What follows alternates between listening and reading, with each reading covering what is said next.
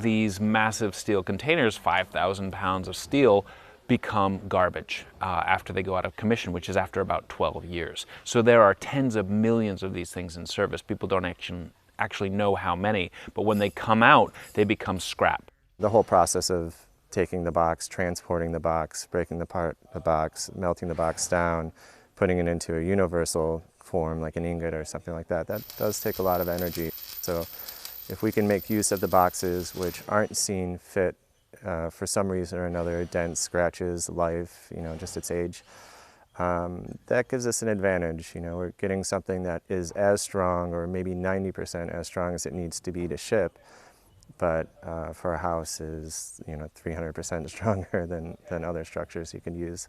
I was the artistic director of a museum, startup museum called Gulliver's Gate, which is how I met Mike O'Toole from Contanium. He's a structural engineer. He was doing one of our more complicated installations. I'd been working in plastic design, injection molding, and different product design fields in my life. And when I moved to New York City, I started to work with a lot of different artists and working in metal. There was attraction to working with metal. It had a permanence to it. Most of the time, if you did a really good job of putting something together, be it a window frame or anything else, people would keep painting it and maintaining it for hundreds of years.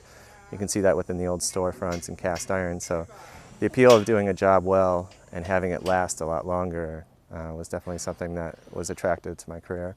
So today we are in the woods outside of Bethel, New York, which is famed for being the home of the Woodstock Festival. Many people think that actually happened in Woodstock, but they weren't able to locate, to fix a location there, so a farmer in this area actually offered it to them. So in this one that we're going to be looking at today, we put in a very large skylight into it to actually open up the feeling of the space inside, bring more light in, and make it a much more desirable and habitable space for people. We all get pretty excited when we see the transition points happen. So you're cutting a box, you're welding, you're working with familiar materials, and then there's a point where someone, you come back from lunch and the windows are in, and it's like, it's totally a cabin now. With a typical home in the woods, you move out and the raccoons move in. With the shipping container, you don't have to worry about that. So it's the extraordinarily low maintenance aspect of the place, as well as extraordinarily low energy needs that really attracts people to it. We've found for many people it's a great interim step.